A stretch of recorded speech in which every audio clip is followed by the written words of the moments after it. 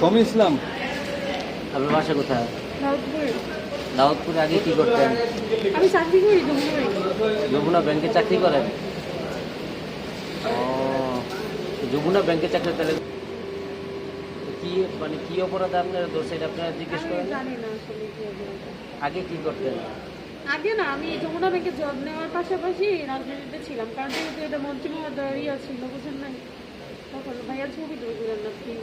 না না না, ছবি আমি তো নাই। রাজনীতিতে ছিলেন মানে কি পোস্টে? কোনো কেন্দ্রীয় আমি পোস্টে না ছিলেন? কেন্দ্রীয় পোস্টেও না, মানে ইউনিয়ন পোস্টে না, ওয়ার্ড পোস্টে ছিলাম। কি ওয়ার্ড? ওয়ার্ডের সাংগঠনিক ছিলাম 3 নম্বর। হ্যাঁ, দাউদপুরে।